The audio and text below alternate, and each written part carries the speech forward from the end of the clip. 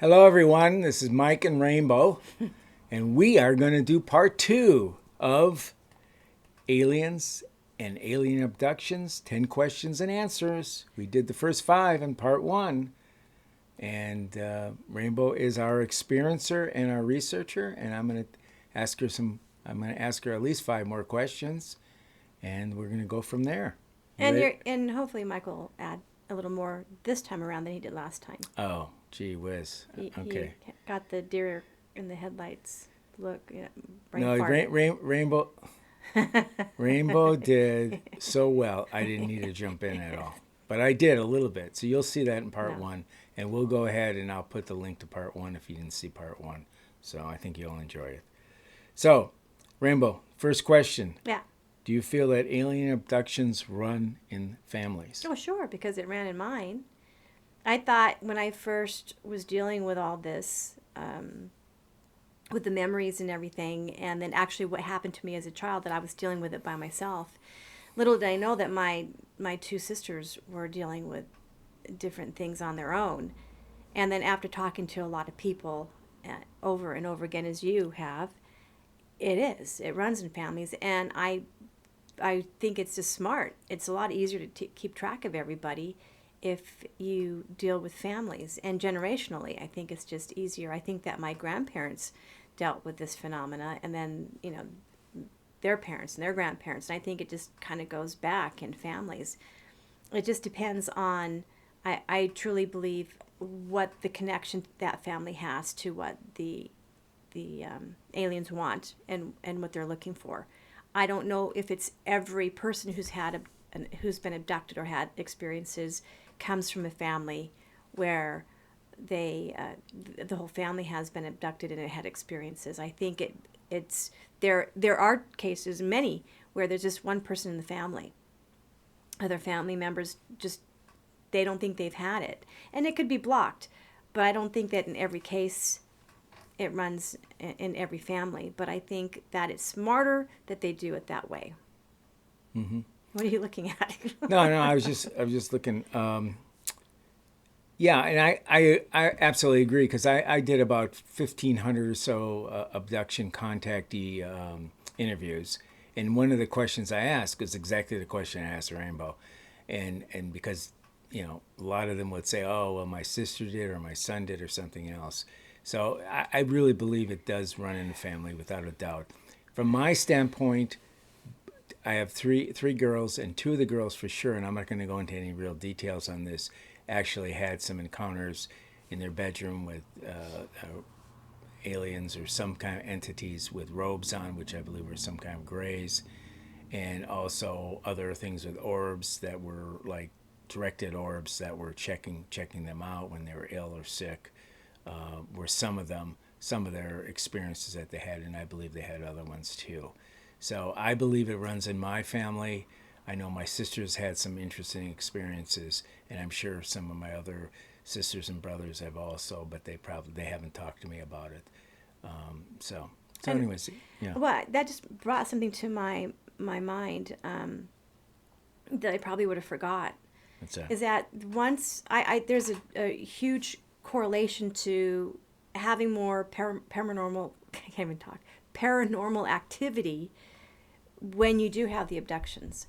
And I know this for a fact because the more I was taken, the more paranormal activity I experienced in our home. And I've experienced paranormal activity sometimes, depending on where I lived, a large amount of paranormal activity, spirits, poltergeists, entities in and out throughout my life. And I think that the two go hand in hand. And I think some people go, oh, well, I've had paranormal experiences, and they don't necessarily understand that correlates to abductions. And I'm not saying in every case you're dealing with paranormal activity is there an alien abduction or experience there. Mm-hmm. But what I'm saying is that many people who have been abducted and had experiences within crafts or aliens have a lot of paranormal activity start to happen where they're living, and their family members have it as well.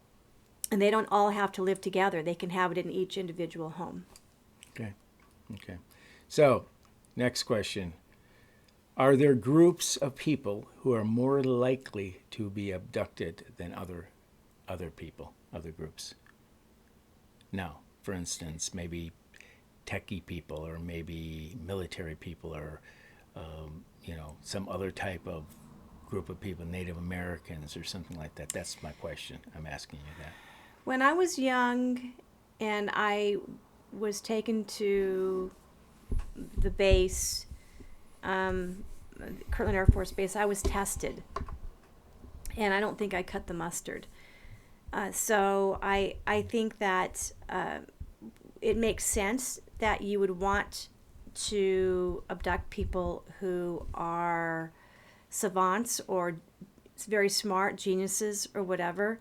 I know that David Paulides has commented that a lot of young men who have been found deceased have been a certain type of young men who are in specific fields or who are very smart and who are specific. Of course, he's not really talking necessarily. He isn't directly with alien abductions. Those are He more like just missing. did a movie just now, and he's correlating okay. the disappearances to UFOs. Yeah, it's just come out Okay. just now. I wasn't And aware so of I think that it would make sense if they do, but I don't think that's the case, only because I think that if they need something from humans, they don't care who it is, they're going to take it. Just like when they do the mutilations with the cattle, they don't take every part of the cow. They just take what they need and they go. And I think with humans is if they know specifically what they need from us in that regard, then they're just going to take it. And I think that when it comes to other groups who are actually interacting with us, that I think it's just, as we stated before, it's generationally in families. They're probably doing their research and looking at how each generation is progressing. So that's a tough question to answer because I don't think it's one specific group, but then there's some people who think it is, and I don't really know. Well, there is one group that I can absolutely tell you qualifies, and that's the military. Yeah. Military. I thought you were going to say the Celts. Well, no, not the Celts, but yeah, that's a whole nother little situation. Well, see, with the Celts and the Native Americans. But here's the thing: is that you even stated that Native American Celts, if you have the children from that mainly, if you have those, if they're Celtic, Irish, Scottish, and Native American, they're more than likely going to be abducted. Yes, that Rainbow is absolutely correct. But I was going to start talking about the military, because what I found out in the military groups, the people that I've interviewed, many of them happen to be military. A good percentage of that 1,500, and this is random again. I didn't go out looking. These are just people I ran into or happened to work for me or whatever. So, and many of those people were military, and at least a third, maybe closer to 40%, but a third of them were. And it seemed like they were abducted, and a lot of times it happened on military bases, and their children are abducted, and even in this case, their wives were being abducted. So it kind of ran in the family there. And my dad was in the Air Force. There was a higher percentage of people, right? There was a higher percentage of them that were military, had some military background. So anyways, that's the one group I zeroed in on, was the military. So, okay, let's see what we got here. Next, do you think that some alien groups contribute in a positive way to the humanity progress? Yes. Technology. Okay. No, I think that's a given. Yeah, they do. But the question that you have to ask, at what cost? So if they give us something, we have to give them something back. And so the age-old question is, what are they? What are we giving back? So is it humans? Is it the missing people that we have thousands of people missing every year? Is it that? Is it whatever it is that they need from us as far as to keep themselves going at different well, I should say children, if because I believe that I was impregnated, and I'm a mother, so I know the feeling of being pregnant, and then all of a sudden not having the babies anymore. So was I, used for that, like a nursemaid or something? I don't know. What I'm saying is that I'm sure that there's a give and take there. When they give us something, we have to give them something back. What do you think? Well, okay. Well, that was a little more than I wanted from that question, but yeah, I think there is. I think there's been things that were get we have to give, or some groups take, and some groups are here primarily to help us and be kind to us and good to us and all those things. What groups are those?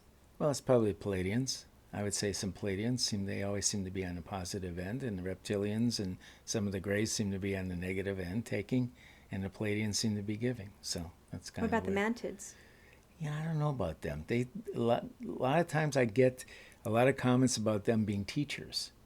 Yeah, Like they, yeah, like they for me, yeah. right, they were teachers. Well, you're not the only. There was other people that brought that up too, where they would be Oh, there's kind of many people who bring it up right that they were taught in a class with mantids. Yeah. mantids, right? So I guess those are positive. They were teaching. So okay, so is that good for that one? Let's move I on. don't know. Okay, You're so controlling I'm controlling this interview. Okay, I'm controlling it.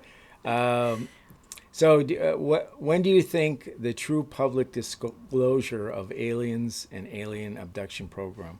You think it'll ever happen? Think Well, I it'll be think it's disclosed? happening individually. I we depend way too much on sci-fi movies to determine how how as a society we're going to be shown that there's aliens among us, and I already know they're among us, and there's many people that Michael and I have talked to throughout the years. They know.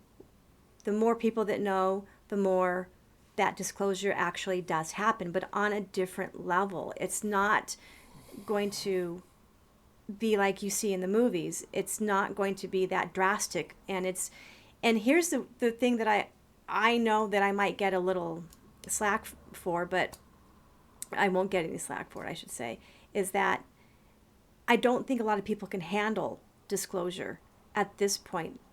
I know that at work people are stressed and they just can't deal with something that's outside the scope of their understanding. And if you've been dealing in this particular field for a long time, you answers start coming to you, and they start appearing. And there's things that have happened to me that I can't even explain, but they were answers to questions I had years ago. And so I think when we're ready, disclosure happens. When we're able to handle the truth, and we're able to handle exactly what it is that they're doing here, then it happens. But I don't think it happens on a mass level. I think it happens on an individual level. But that's just me. What do you think? Well, yeah, I think it's been a gradual process. I agree there. I think there'll be a point where the government is going to have to admit some of the stuff and basically disclose it on a public level. I don't think you can keep on going, and it's just going to become too big and too massive, and they're going to have to say, well, this is what's happening, and this is what happened in the past. And really, you can see just recently, maybe in the last couple of years, there's been more public hearings in Congress. There's been more open conversation on the airwaves. Even some of the mainstream media have brought up stories and sightings and UFO things. So there's more and more.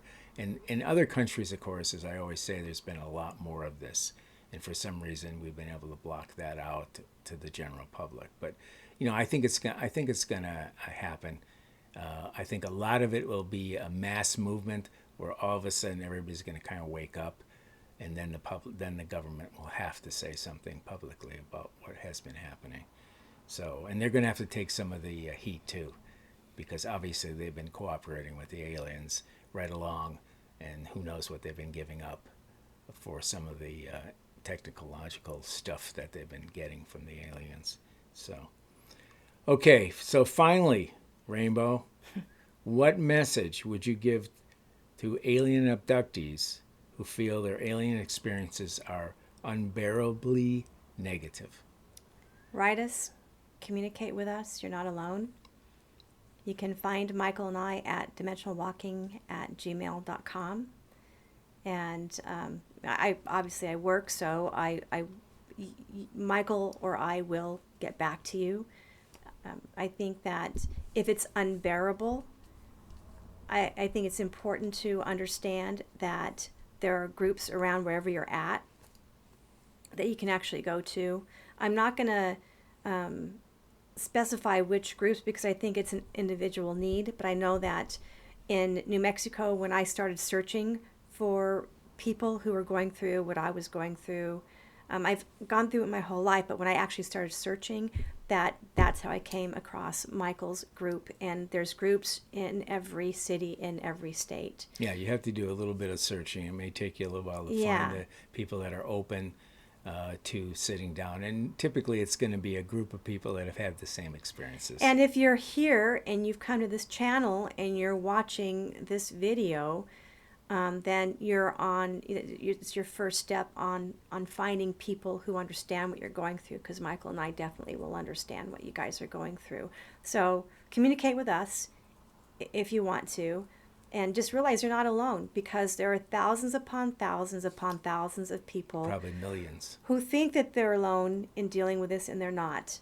And that's the whole point of why Michael and I have this channel, is so that all of you who think you are alone, or you don't, or you're frightened and scared and something's happening, you have us to communicate to. So it starts with us, but go ahead and look around, and there's groups everywhere. If I can find them, and I found Michael, then you can find them. We're around. There's people like us around. Okay. What about you? No, you said it perfectly. Okay. Yeah, you really did. So anyways, okay, so that's the end of part 2. I hope you enjoyed it. And we need your subscriptions. And if you want to leave comments besides what Rainbow told you, you can leave some comments here if Besides you like. what I told them? Well, you told them, yes.